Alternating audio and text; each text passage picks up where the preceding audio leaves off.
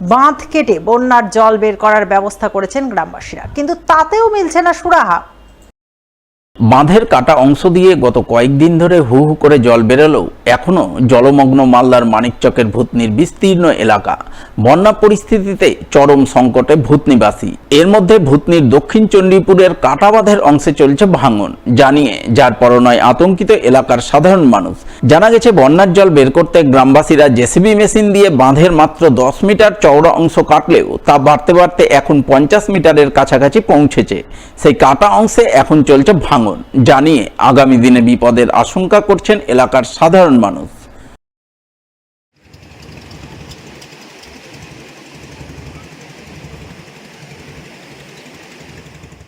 জলমগ্ন সারা এলাকা জুড়ে জল রয়ে যাচ্ছে। বাড়ি আমাদের গ্রামের নাম পঞ্চায়েত মানিকতলা হলা, মানে এখানে বিষয়খানে পুরো জলমগ্ন রয়েছে এলাকা।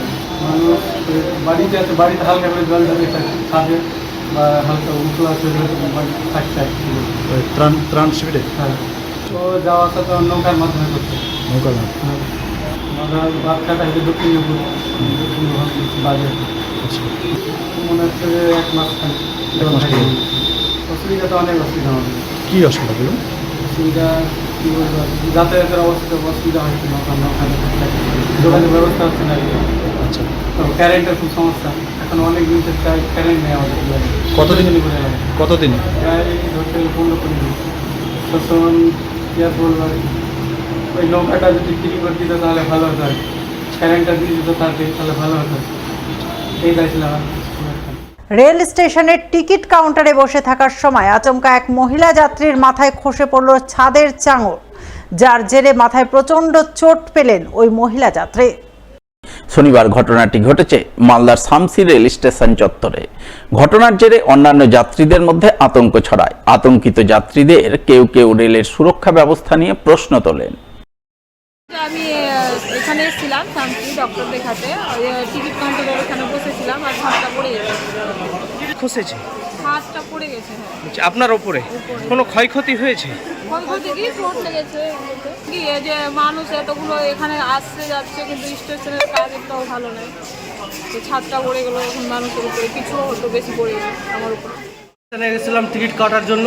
আচ্ছা, এখানে প্যাসেঞ্জার এক মহিলা প্যাসেঞ্জার বসেছিল, হঠাৎ করে উপর থেকে চাদরটা খুলে পড়লো। কী হলো দেখে তো আমি আতঙ্কিত। আমরা স্টেশনে এসে সুরক্ষিত নয়, ট্রেনে তো চাপতে একটা ভয় হয়, ট্রেন অ্যাক্সিডেন্ট হয়।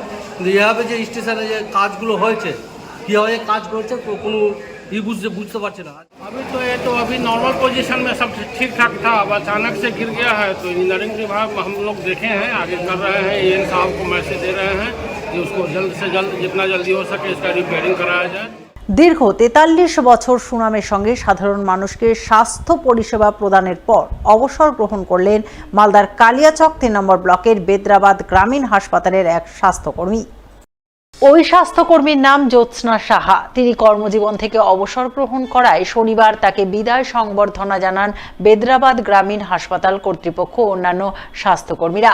বিদায়ী স্বাস্থ্যকর্মী জ্যোৎস্না সাহা জানান, তিনি সুপারভাইজার পদে কর্মরত ছিলেন।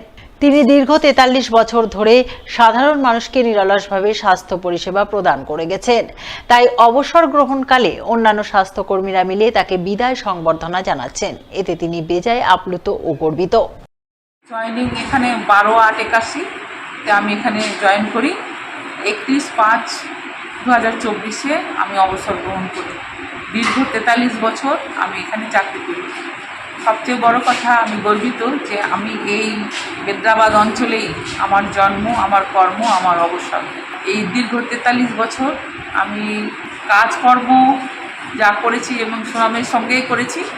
আমার কর্মজীবনে সকল সহকর্মী বোন ভাইরা আমাকে যেভাবে সম্মান দিয়েছে এবং ভালোবেসেছে, এই জন্য আমি আপ্লুত।